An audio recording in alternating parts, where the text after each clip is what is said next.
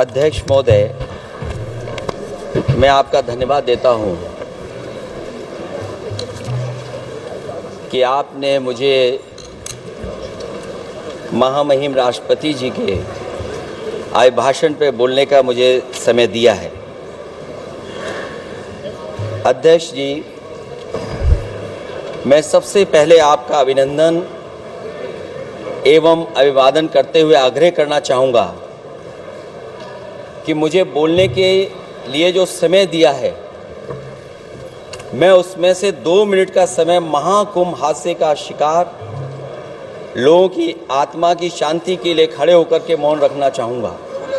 अगर किसी अन्य को भी सच्चे मन से मृतकों के प्रति सच्चा भाव है तो वो भी हमारे सांसदों के साथ खड़ा होकर के ये मौन श्रद्धांजलि अर्पित कर सकता है। माननीय सदस्य अध्यक्ष महोदय, अगली लाइन अध्यक्ष महोदय, ये विषय अध्यक्ष महोदय, आप सीनियर लीडर हैं। अध्यक्ष महोदय, ये अधिकार आपका है, कभी नहीं रही। ये मैंने विषय मेंशन करते हुए भरोसा है, इस विषय पर मौन कर दिया था, इसलिए अध्यक्ष का अधिकार है। हाँ, मैं वही अध्यक्ष महोदय, ये जो बात मैं शुरू कर रहा हूँ, जहाँ मैंने मौन 2 मिनट के लिए श्रद्धांजलि की बात की है, ये अधिकार मेरा नहीं है अध्यक्ष महोदय, ये अधिकार आपका है। मुझे पूरा भरोसा है आप पर कि जब अभिभाषण की चर्चा खत्म हो रही होगी उस समय 2 मिनट का मौन श्रद्धांजलि जरूर दी जाए जो श्रद्धालुओं की जान गई है।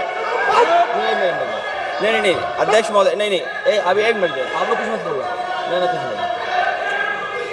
अध्यक्ष महोदय, अभी तो अध्यक्ष महोदय मैंने बात शुरू नहीं की है, और जिन लोगों को तकलीफ है और जिनको दुख होना चाहिए उनके बारे में मैं, हालांकि वो बाद में कहना चाहता था महाकुंभ के बारे में, लेकिन अध्यक्ष महोदय क्योंकि बहुत सारे माननीय सदस्य ये सुन नहीं सकते हैं, इसलिए मैं बात वहीं से शुरू करता हूं। आप देश के परम अभिभावक होने के नाते हमारा आपसे अनुरोध है कि जहां सरकार बजट के आंकड़े लगातार दे रही है, और जब मैंने अभिभाषण पढ़ा अध्यक्ष महोदय, बहुत सारे आंकड़े सरकार ने दिए हैं। आंकड़े देने से पहले महाकुंभ में मरने वालों के आंकड़े भी दे दें। महाकुंभ की व्यवस्था के बारे में स्पष्टीकरण देने के लिए मेरी मांग अध्यक्ष महोदय, सर्वदलीय बैठक बुलाई जानी चाहिए। महाकुंभ आपदा प्रबंधन व खोया पाया केंद्र की जिम्मेदारी सेना को दी जाए। महाकुंभ हादसे के शिकार लोगों की मृत्यु, घायलों का इलाज, दवाइयों, डॉक्टर, भोजन पानी, परिवहन की उपलब्धता का आंकड़ा संसद में पेश किया जाए।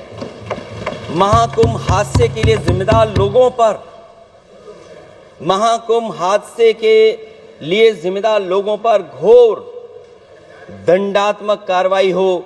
जिन्होंने सच छिपाया है उनको दंडित किया जाए।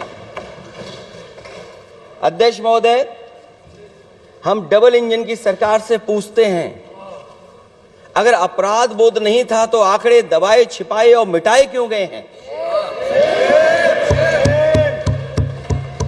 सच छिपाना और मिटाना भी तो अपराध है। इसका दंड कौन भुगतेगा अध्यक्ष महोदय? जहां इंतजाम होना चाहिए था वहां प्रचार हो रहा था। एक धार्मिक समागम में डबल इंजन का राजनीतिक प्रचार अशोभनीय है, निंदनीय है। इतने बड़े हादसे के बाद कम से कम अब तो वो होर्डिंग उतरवा देना चाहिए। अध्यक्ष महोदय, महाकुंभ की जो तैयारी हुई, जो हम लोगों ने जाना वहां पर, महाकुंभ न केवल 144 साल के लिए ये कहा गया, बल्कि ये भी कहा गया कि पहली बार धरती पर इस तरह का डिजिटल और जो आधुनिक चीजें हैं, टेक्नोलॉजी, उसका इस्तेमाल कर करके महाकुंभ होने जा रहा है। सीसीटीवी, ड्रोन, लाइव स्ट्रीमिंग के आधार पर जिनका दावा था कि वो डिजिटल कुंभ करा रहे हैं, वो मृतकों की डिजिट नहीं दे पा रहे हैं। एक तरफ तो जो लोग डिजिटल डिजिटल डिजिटल अध्यक्ष महोदय कहने को थकते नहीं हैं, लेकिन जब कुंभ में इतना बड़ा हादसा हो गया है तो यही सरकार डिजिट नहीं दे पा रही है। हमारे अपने लोग मारे गए हैं, जिसमें परिवार का हर रिश्ता दिवंगत हुआ है। किसी की माता, किसी के पिता, किसी की बहू,